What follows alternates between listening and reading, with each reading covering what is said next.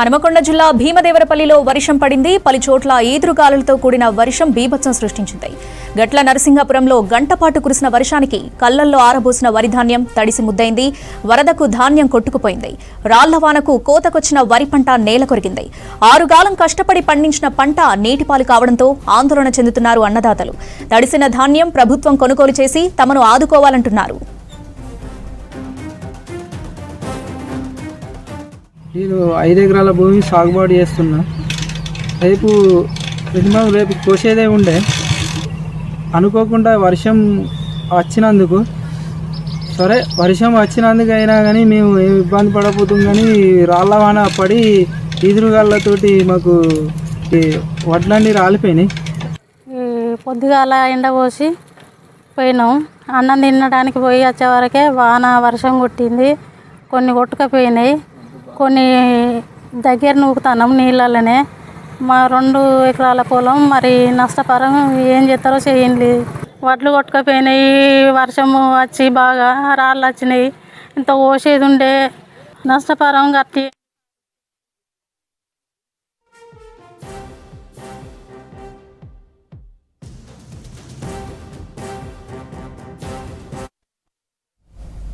రాష్ట్రంలో సూర్యుడు ప్రతాపం చూపిస్తున్నాడు. రోజురోజుకి పెరుగుతున్న ఎండలతో జనం విలవిలలాడుతున్నారు. అధిక టెంపరేచర్లు నమోదవుతూ ఉండటంతో పలు జిల్లాలకు ఆరెంజ్ అలర్ట్ జారీ చేశారు వాతావరణ శాఖ అధికారులు. ఉదయం 11 గంటల నుంచి సాయంత్రం 4 గంటల వరకు ఎవరూ బయటకు రావద్దని అలర్ట్స్ జారీ చేశారు. ఓవైపు టెంపరేచర్లు పెరుగుతూ ఉంటే పలు జిల్లాల్లో వర్షం పడే ఛాన్స్ ఉందన్నారు వాతావరణ శాఖ అధికారులు.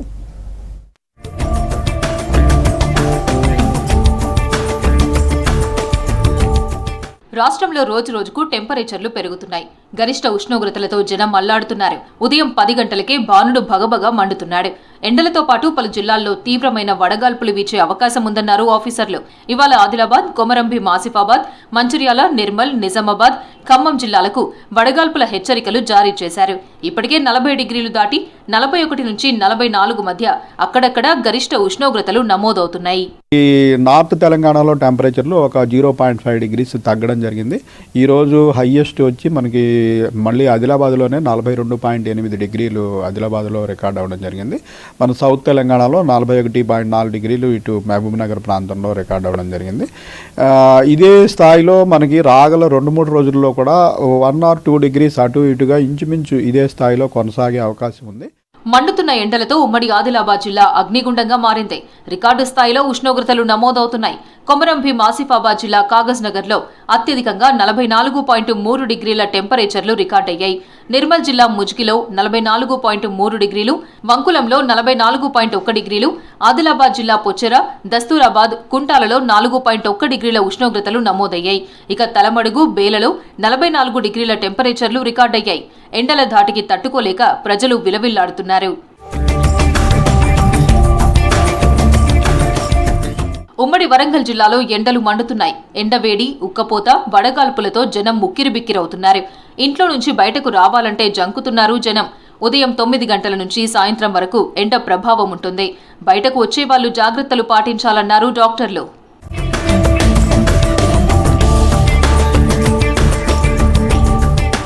మంచిర్యాల జిల్లాలో ఎండలు దంచి కొడుతున్నాయి. కోల్బెల్ట్ ప్రాంతం నిప్పుల కొలిమిలా మారింది. 43 డిగ్రీల ఉష్ణోగ్రత నమోదు కావడంతో ఆరెంజ్ అలర్ట్ జారీ చేసింది వాతావరణ శాఖ. ఉదయం 8 గంటల నుంచి ఎండ ప్రభావం ఎక్కువగా ఉండడంతో బయటకు రావాలంటే భయపడుతున్నారు జనం. మధ్యాహ్న సమయంలో రోడ్లన్నీ నిర్మానుష్యంగా మారుతున్నాయి.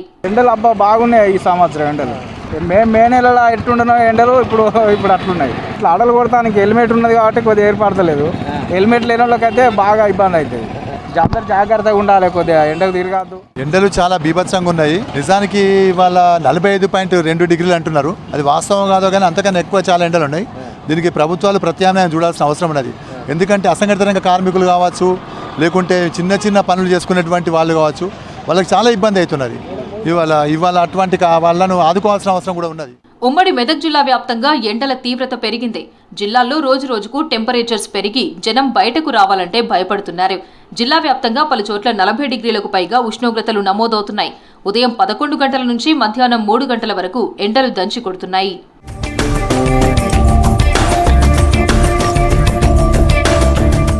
పెరుగుతున్న ఎండలతో జనం జాగ్రత్తగా ఉండాలన్నారు వాతావరణ శాఖ అధికారులు. హీట్ స్ట్రోక్స్ ను లైట్ గా తీసుకోవద్దని సూచిస్తున్నారు డాక్టర్లు. మెదక్ జిల్లాలో ఎండలు మండిపోతున్నాయి. కౌడిపల్లి మండలం కూకట్లపల్లికి చెందిన రుక్కమ్మ వడదెబ్బతో మృతి చెందింది. నిన్న ఉపాధి హామీ కూలి పనులకు వెళ్లి మధ్యాహ్నం తిరిగి ఇంటికొచ్చింది. ఇంటికొచ్చిన కొద్దిసేపటికే వాంతులు విరోచనాలయ్యాయి. ఇవాళ తెల్లవారుజామున వాంతులు ఎక్కువ కావడంతో ఆమెను హాస్పిటల్కు తరలిస్తూ ఉండగా మార్గం మధ్యలోనే రుక్కమ్మ చనిపోయినట్లు కుటుంబ సభ్యులు తెలిపారు.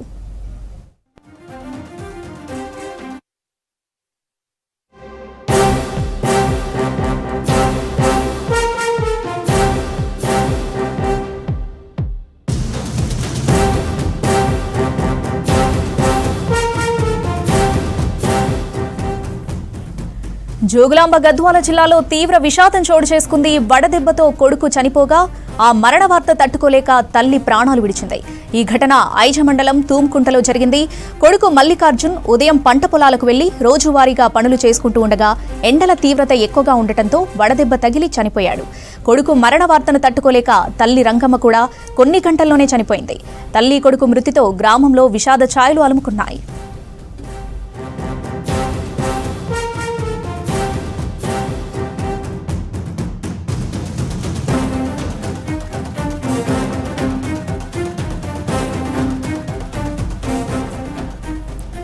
జోగులాంబ గద్వాల జిల్లాలో తీవ్ర విషాదం చోటు చేసుకుంది. వడదెబ్బతో కొడుకు చనిపోగా ఆ మరణ వార్త తట్టుకోలేక తల్లి ప్రాణాలు విడిచింది. ఈ ఘటన ఐజా మండలం తూమ్కుంటలో జరిగింది. కొడుకు మల్లికార్జున్ ఉదయం పంట పొలాలకు వెళ్లి రోజువారీగా పనులు చేసుకుంటూ ఉండగా ఎండల తీవ్రత ఎక్కువగా ఉండటంతో వడదెబ్బ తగిలి చనిపోయాడు మల్లికార్జున్. కొడుకు మరణ వార్తను తట్టుకోలేక తల్లి రంగమ్మ కూడా కొన్ని గంటల్లోనే చనిపోయింది. తల్లి కొడుకు మృతితో గ్రామంలో విషాద ఛాయలు అలుముకున్నాయి.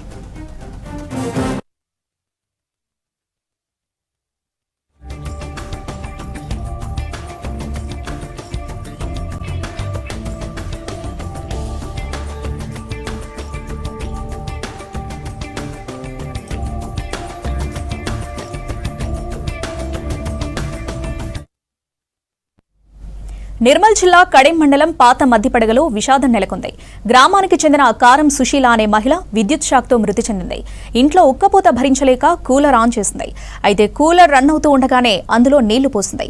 కూలర్కు విద్యుత్ సరఫరా కావడంతో కరెంట్ షాక్తో సుశీల అక్కడికక్కడే కుప్పకూలింది.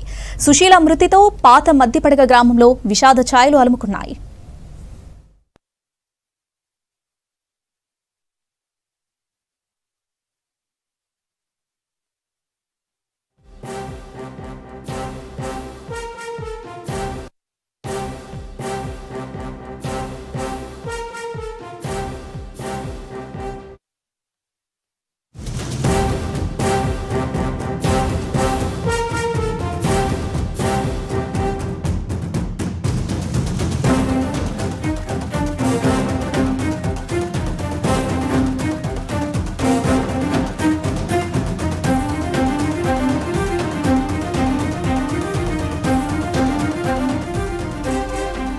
రాష్ట్రంలో 13 మీ సేవా కేంద్రాల్లో తనిఖీలు చేపట్టారు ఏసీబీ అధికారులు. మీ సేవా కేంద్రాల్లో అధిక ఫీజులు వసూలు చేస్తున్నట్లు గుర్తించారు.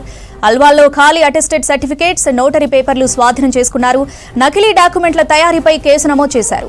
మధ్యవర్తులు, అధికారుల మధ్య యూపీఐ లావాదేవీలు, వాట్సాప్ చాట్స్ బయటపడింది. ఖమ్మం కేంద్రంలో అనధికారిక వ్యక్తులు సర్టిఫికెట్లపై సంతకాలు చేసినట్లు నిర్ధారించింది ఏసీబీ. సరూర్ నగర్లో జరిపిన తనిఖీల్లో బ్యాంక్ నోటరీ పేపర్లు, డబుల్ లాగిన్ ఐడీలు బయటపడ్డాయి. ఇక తార్నాకాలో నోటరీ పేరిట అక్రమ వసూలు చేస్తున్నట్లు గుర్తించారు. సూర్యాపేటలో ఇతర కేంద్రాల సర్టిఫికెట్లు, డెలివరీ కాని ఒరిజినల్స్ ను స్వాధీనం చేసుకున్నారు. మీ సేవా కేంద్రాల్లో అవినీతి జరుగుతున్నట్లు గుర్తించారు అధికారులు.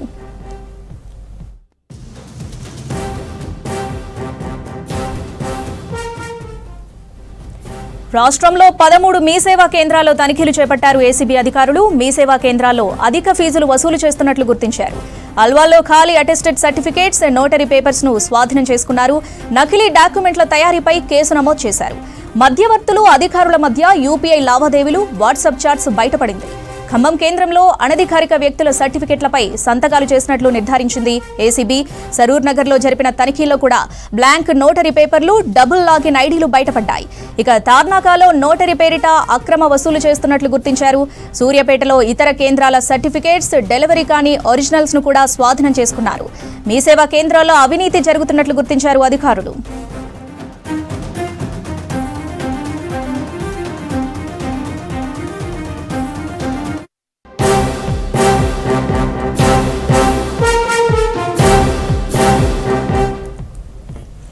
జయశంకర్ భూపాలపల్లి జిల్లా గణపురం మండలం చెల్పూరు కేటీపీపీ బొగ్గు బ్లాక్ లో అగ్ని ప్రమాదం జరిగింది.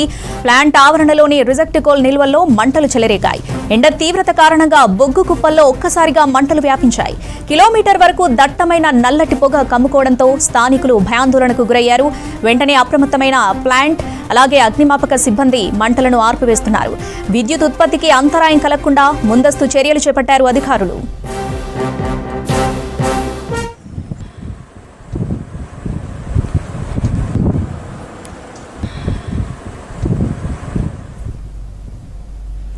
జయశంకర్ భూపాలపల్లి జిల్లా గణపురం మండలం చెల్పూర్ కేటీపీపీ బొగ్గు బ్లాక్ లో అగ్ని ప్రమాదం జరిగింది. ప్లాంట్ ఆవరణలోని రిజెక్ట్ కోల్ నిల్వల్లో మంటలు చెలరేగాయి. ఎండ తీవ్రత కారణంగా బొగ్గు కుప్పల్లో ఒక్కసారిగా మంటలు వ్యాపించాయి. కిలోమీటర్ వరకు దట్టమైన నల్లటి పొగ కమ్ముకోవడంతో స్థానికులు భయాందోళనకు గురయ్యారు. వెంటనే అప్రమత్తమైన ప్లాంట్ సిబ్బంది అలాగే అగ్నిమాపక సిబ్బంది మంటలను ఆర్పివేస్తున్నారు. విద్యుత్ ఉత్పత్తికి అంతరాయం కలగకుండా ముందస్తు చర్యలు చేపట్టారు అధికారులు.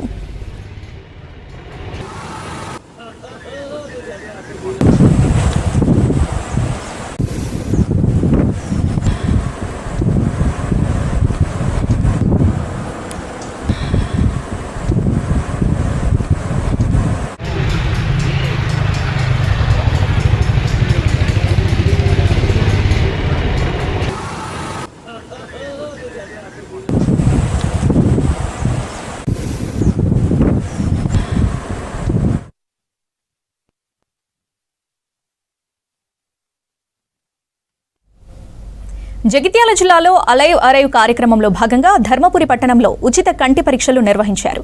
ప్రభుత్వ ఆసుపత్రిలో డ్రైవర్లకు ఫ్రీగా టెస్టులు చేశారు డాక్టర్స్. కార్యక్రమంలో ఐ స్పెషలిస్ట్ డాక్టర్ తిరుపతి, ఆసుపత్రి సూపరింటెండెంట్ డాక్టర్ రవి, పోలీసులు, డ్రైవర్లు పాల్గొన్నారు.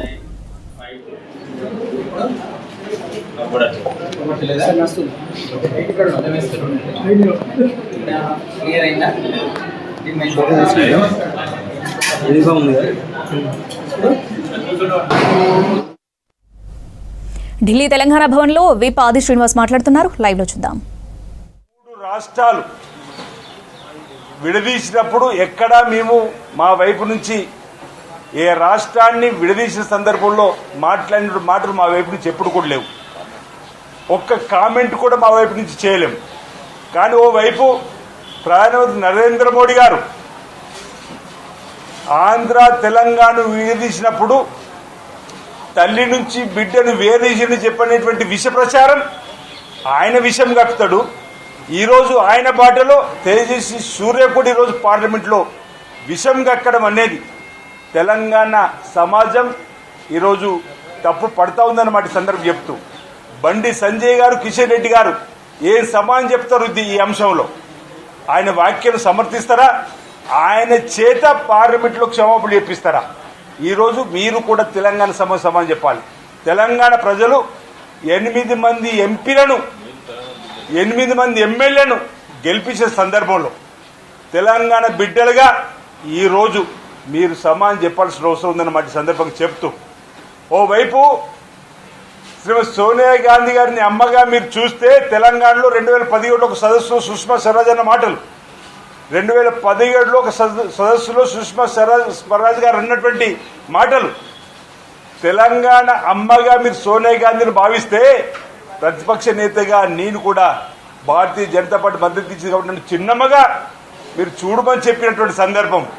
ఈరోజు ఓవైపు మహిళా బిల్లును పెడుతూనే మరి ఆనాటి మీ సుష్మా స్వరాజ్ను ఈరోజు మీరు విమర్శిస్తున్నారని చెప్పిన సందర్భంగా భారతీయ జనతా పార్టీ బ్రిటిషు పరిపాలకులు ఆ రోజు ఉద్యమానికి భయపడి బెంబేలెత్తిపోయి ఈరోజు మన దేశానికి స్వాతంత్రం ఇస్తే ఈరోజు బ్రిటిష్ పరిపాలకుల గురించి కూడా మాట్లాడుతున్నారు. ఆ రోజు దేశ స్వాతంత్రం రావడం కూడా వీళ్ళకి ఇష్టం లేదా అనేటువంటి మాట ఈరోజు సమాజం కోరుతున్నటువంటి సమాజం ఎదురు చూసి వారికి ఎదుర్కొనేటువంటి సందర్భంలో ఉన్నటువంటి మాటలుగానే మేము భావిస్తున్నాం తప్ప తేజస్వి సూర్య యువకుడు దక్షిణాది రాష్ట్రాలకు సంబంధించినటువంటి కర్ణాటక నుంచి ఎంపీ కాబడినటువంటి వ్యక్తి. ఓవైపు మా ముఖ్యమంత్రి రేవంత్ రెడ్డి గారు దక్షిణాది రాష్ట్రాలకు ఏదైతే పునర్విభజనకు సంబంధించినటువంటి అంశంలో అన్యాయం జరుగుతుందని చెప్పినటువంటి అంశాన్ని వారు చెప్పే ప్రయత్నం చేస్తూ ఒక సూచన చేస్తూ హైబ్రిడ్ 3 అనేటువంటి మాటలో చెప్పినటువంటి దాన్ని కూడా ఆయన చులకనగా మాట్లాడుతున్నాడు. మీరు దక్షిణాది రాష్ట్రాలకు ప్రాతినిధ్యం వహిస్తున్నటువంటి మీరు దక్షిణాది రాష్ట్రాల పక్షాన మాట్లాడకుండా మీరు రోజు ఆ నరేంద్ర మోడీ గారి పక్షాన చేరి భారతీయ జనతా పార్టీ మాట్లాడిన దానికి తలూపడం అనేది సరికాదు. ఈరోజు దక్షిణ రాష్ట్రాలకు అన్యాయం జరుగుతున్నప్పుడు మీరు దక్షిణ రాష్ట్రాల పక్షాన ఎలుగెత్తి మాట్లాడాల్సింది పోయి ఈరోజు పునర్విభజన అంశంలో దక్షిణానికి జరుగుతున్న అన్యాయం. ఈరోజు కుటుంబ నియంత్రణ సక్రమంగా పాటించడం వల్ల మన దక్షిణాది రాష్ట్రాలకు జరుగుతున్నటువంటి అన్యాయం పైన ఎందుకు మీరు గొంతు లేదని చెప్పనే మాట భారతీయ జనతా పార్టీని కూడా దక్షిణాది రాష్ట్రాలు ఈరోజు మాట్లాడుతూ ప్రశ్నించినటువంటి సమయంలో ఈ వ్యాఖ్యలు రావడం దురదృష్టకరంగా భావిస్తా ఉన్నాం. తేజస్వి సూర్య ఈరోజు పార్లమెంటులో తెలంగాణ పైన తన విషయం గక్కడాన్ని మేము తీవ్రంగా తప్పుపడతా ఉన్నాం. వెంటనే బేషరతుగా తేజస్వి సూర్య ఈరోజు తెలంగాణ సమాజానికి ఈరోజు క్షమాపణ చెప్పాలి. నరేంద్ర మోడీ గారు కూడా తెలంగాణ వారు కూడా ఈరోజు అపాలజీ కోరాల్సిన అవసరం లేదు. ఎందుకంటే వారు కూడా తెలంగాణ వేరు పడ్డప్పుడు ఆంధ్ర తెలంగాణ వేరు చేసినప్పుడు తల్లిని బిడ్డను వేరు చేసి చెప్పని వారు కూడా విషయం కక్కినటువంటి సందర్భం. ఆ రోజు కూడా మీ అందరూ కూడా వారి యొక్క ఆలోచన తప్పుపట్టినటువంటి సందర్భం. ఈరోజు ఏదైతే పునర్విభజనకు సంబంధించి మీ మహిళా చట్టానికి సంబంధించి 33% ఆ రోజుల్లోనే శ్రీమతి సోనియా గాంధీ గారి నాయకత్వంలో రాజ్యసభలో ఆమోదింపు చేసుకున్నాం. నిజంగానే మీకు మహిళా బిల్లు పైన చిత్తశుద్ధి ఉంటే ఆ రోజు ఏమన్నారు, 2026లో జనాభా లెక్కలు చేస్తాం, ఆ తదుపరే మీరు రిజర్వేషన్ కోతామన్నారు. మళ్ళీ ఇప్పుడు 2011 జనాభా లెక్కల ప్రకారమే మేము ముందుకు పోయి రేపు 2029 ఎన్నికలు 33% మహిళా రిజర్వేషన్ ఇస్తామంటారు. నిజంగానే మీకు చిత్తశుద్ధి ఉండుంటే 2024 ఎన్నికల్లో ఇదే 543 పార్లమెంట్ స్థానాలలో మీరు 33% రిజర్వేషన్ 2011 జనాభా లెక్కలు ఉన్నప్పుడు పోయి ఉంటే ఈ లోకసభలో 181 మంది మహిళా పార్లమెంట్ సభ్యురాళ్ళు మహిళా తల్లులు ఉండేవాళ్ళు కదా అని అడుగుతా ఉన్నాం. ఈరోజు రాజకీయ ప్రయోజనాల కోసం దక్షిణాది రాష్ట్రాలకు అన్యాయం చేస్తూ ఈరోజు మహిళా బిల్లును కలుపుకొని ఈరోజు ఒక బిల్లును ప్రవేశపెట్టే దుర్మార్గమైనటువంటి ఆలోచన చేస్తున్నటువంటి భారతీయ జనతా పార్టీకి ఈరోజు దక్షిణ రాష్ట్రం నుంచి ఎంపికైనటువంటి తేజస్వి సూర్య మద్దతు పలుకుతూ మాట్లాడినటువంటి మాటలు సహేతుకం కాదు. దక్షిణాది రాష్ట్రాలు గమనిస్తున్నాయి. రాబో రోజుల్లో కర్ణాటకలో మీకు తగిన బుద్ధి చెప్తారు కర్ణాటక ప్రజలు, దక్షిణాది రాష్ట్రాల ప్రజలు చెప్పిన మాట తేజస్వి సూర్యకు చెప్తూ ఒక యువకుడిగా ఎదిగేటువంటి నాయకత్వంగా ఉన్నటువంటి మీరు ఈ విధంగా మాట్లాడే మాటలు సరికాదు అనేటువంటిది మరోసారి మళ్ళీ చెప్తా ఉన్నాం. తెలంగాణ ప్రజల మనోభావాలను దెబ్బతీసే విధంగా వ్యాఖ్యలు చేసినటువంటి ఆనాటి వ్యాఖ్యలకు నరేంద్ర మోడీ గారు ఈరోజు క్షమాపణ చెప్పాలి. ఈరోజు తేజస్వి సూర్య గారు కూడా క్షమాపణ చెప్పాలి. ఈరోజు బేషరతుగా అనే మాట దానికి ఈరోజు సమాధానం తెలంగాణ బిడ్డలుగా మీకు ప్రజలు అవకాశం ఇచ్చి 8 మంది పార్లమెంట్ సభ్యులు 2 మంత్రులు ఉన్నటువంటి కిషన్ రెడ్డి గారు, బండి సంజయ్ గారు కూడా ఈ వ్యాఖ్యలకు తెలంగాణ సమాధానం చెప్పాలి. మేము దీన్ని తీవ్రంగా ఖండిస్తున్నమాట సందర్భంగా తెలియజేస్తా ఉన్నాం.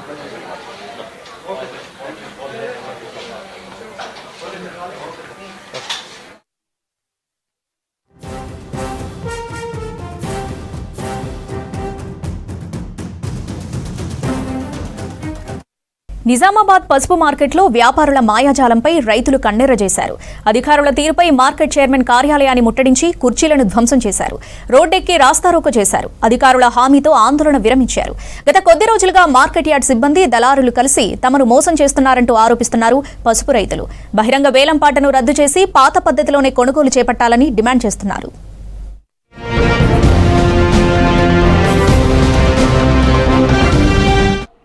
అతిపెద్ద మార్కెట్ గా పేరున్న నిజామాబాద్ మార్కెట్ యార్డ్లో ఈ నెల 14న ఈనామ్ 1.0ని ప్రారంభించారు. దీని ఆధారంగా దేశవ్యాప్తంగా ఉన్న వ్యాపారులు ఇక్కడి పంటను ఈ వేలంలో కొంటుండడంతో గిట్టుబాటు ధరలు లభిస్తున్నాయి. అయితే మళ్లీ సాఫ్ట్వేర్ ని అధికారులు 2.0 వర్షన్ కి అప్డేట్ చేశారు. ఈ విధానం నిజామాబాద్లో పూర్తి స్థాయిలో అందుబాటులోకి రాలేదు. రైతు ఫోన్ నంబర్, మరికొన్ని వివరాల నమోదుతో లాట్ ఐడి కేటాయింపు మరింత ఆలస్యం అవుతుంది. ఈ విషయాన్ని నిజామాబాద్ మార్కెట్ కమిటీ అధికారులు ఉన్నతాధికారులకు తెలుపగా పాత పద్ధతి కొనసాగించాలని చెప్పారు. కానీ పాత 1.0 వర్షన్ కూడా ఇప్పుడు పని చేయటం లేదు. దీంతో దళారులు ధరలు తగ్గించేశారు. రైతులు ఆందోళన బాట పట్టారు. మార్కెట్ కార్యాలయం మీద 2 సార్లు దాడికి పాల్పడ్డారు. దీంతో తాత్కాలిక ఉపశమనంగా బహిరంగ వేలంలో పసుపు కొనుగోలు కొనేలా వ్యాపారులను ఒప్పించారు మార్కెట్ కమిటీ పాలక మండలి సభ్యులు. ఈ ఏప్రిల్ నెలలో నాణ్యమైన పసుపు వస్తుంది మార్కెట్కు. పసుపు చాలా శుభ్రంగా ఉంటుంది, నాణ్యంగా ఉంటుంది. ఈ నాణ్యమైనటువంటి పసుపును విదేశాలకు కూడా ఎగుమతి చేసి ఎక్స్పోర్ట్ చేసేంత నాణ్యమైనటువంటి పసుపు ఉంటుంది. ఈ పసుపునే ఇప్పుడు ఇక్కడ మార్కెట్లో మన ఈనాం మొత్తం బంద్ చేసి ఇట్లా వేలం పాటల కొనడం జరుగుతున్నది. ఈ వేలం పాటల కొనడం ద్వారా రైతులం చాలా నష్టపోతున్నాం. కొద్ది రోజుల క్రితమే ఈనాం 1.0ను అప్గ్రేడ్ చేశారు.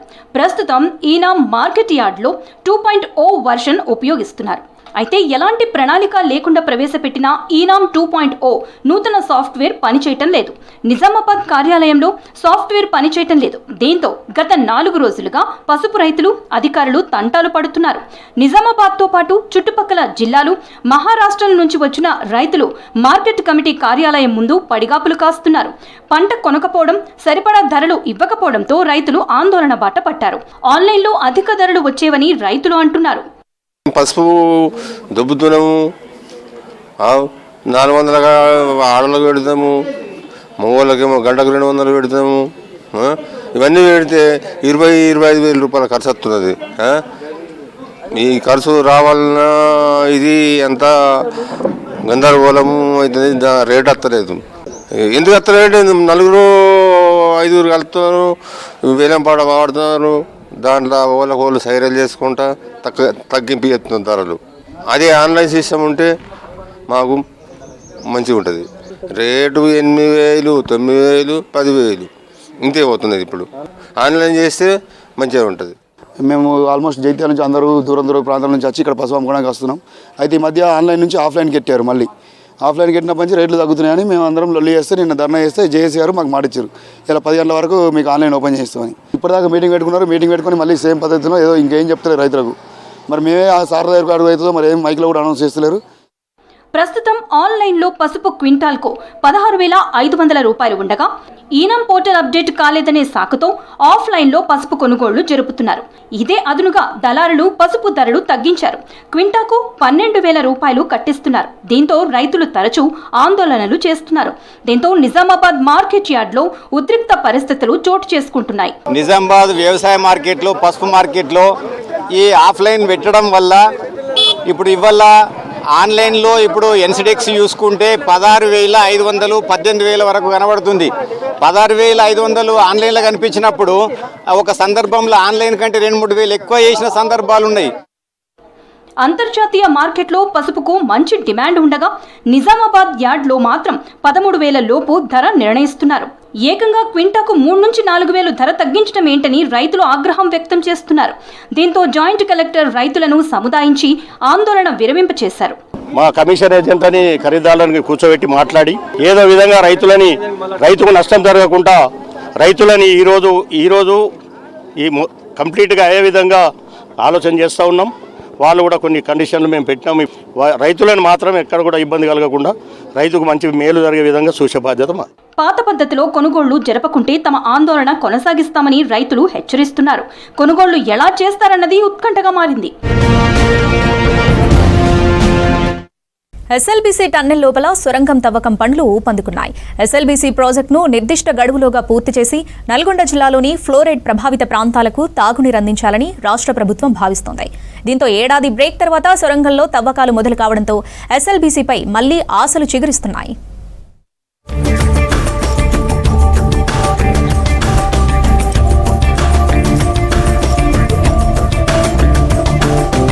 శ్రీశైలం లెఫ్ట్ బ్యాంక్ కెనాల్ ద్వారా నల్గొండ జిల్లాలోని ఫ్లోరైడ్ ప్రభావిత ప్రాంతాలకు సాగునీరు అందించడం కోసం నాటి వైఎస్ఆర్ జలయజ్ఞంలో భాగంగా ఎస్ఎల్బీసీ ప్రాజెక్టును చేపట్టింది.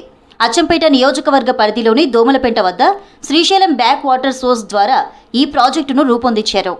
నల్లమల్ల భూగర్భంలోని 44 కిలోమీటర్ల సొరంగ మార్గం ద్వారా నల్గొండ జిల్లాలోని 3 లక్షల ఎకరాలకు సాగునీరు అందించనున్నారు. 44 కిలోమీటర్ల సొరంగ మార్గంలో ఇన్లెట్ నుంచి 14 కిలోమీటర్లు, అవుట్లెట్ నుంచి 20 కిలోమీటర్ల మేర సొరంగం పనులు పూర్తయ్యాయి. ఇప్పటికే 34 కిలోమీటర్ల మేర సొరంగ మార్గం పూర్తయింది. మిగతా 9 కిలోమీటర్లు పూర్తి చేస్తే ఎస్ఎల్బీసీ ద్వారా నల్గొండ జిల్లాకు తాగు, సాగునీరు అందనుంది. ఇన్లెట్ నుంచి 14వ కిలోమీటర్ వద్ద గత ఏడాది 2025 ఫిబ్రవరిలో సొరంగం కూలటం వల్ల భారీ ప్రమాదం జరిగి టీబీఎం ముందుకు కదల్లేని పరిస్థితి ఏర్పడింది. అవుట్లెట్ నుంచి 23వ కిలోమీటర్ వద్ద టీబీఎంలో టెక్నికల్ సమస్యలు ఏర్పడడంతో అవాంతరం ఏర్పడింది.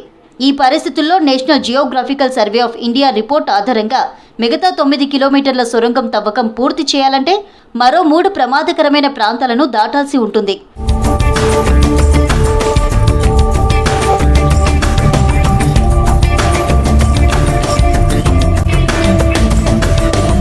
షియర్ జోన్లో టీబీఎంను ఆపరేట్ చేయడం అత్యంత ప్రమాదకరం.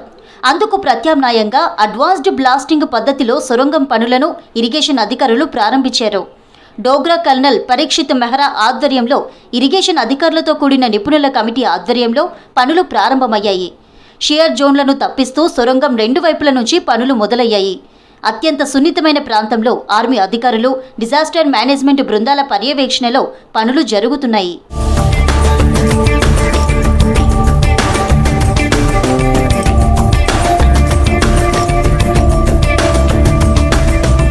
ఎస్ఎల్బీసీ టన్నెల్లో ప్రమాదం జరిగిన ఇన్లెట్ మార్గంతో పాటు అవుట్లెట్ల గుండా మిగతా పనులను పూర్తి చేయాలని రాష్ట్ర ప్రభుత్వం నిర్ణయించింది. అత్యంత సున్నితమైన 9 కిలోమీటర్ల మేర జరగాల్సిన టన్నెల్ పనులను అత్యంత జాగ్రత్తగా పూర్తి చేయాలని సర్కారు భావిస్తోంది. టెక్నికల్ సమస్యలు ఎదురు కాకుండా, ప్రమాదాలు జరగకుండా వేగంగా, ఖచ్చితత్వంతో అడ్వాన్స్డ్ బ్లాస్టింగ్ పద్ధతి ద్వారా ఎస్ఎల్బీసీ ప్రాజెక్టు పనులను ముందుకు తీసుకువెళ్తున్నారు.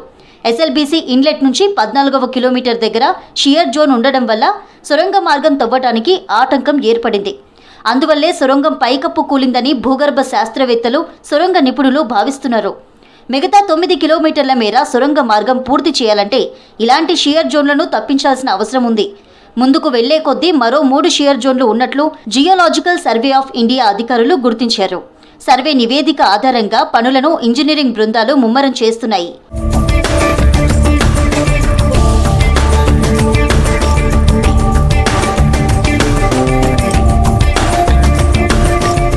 నేషనల్ జియోగ్రాఫికల్ రీసెర్చ్ ఇన్స్టిట్యూట్ నివేదిక ఆధారంగా ఎస్ఎల్బీసీ పనులు ముందుకు సాగుతున్నాయి.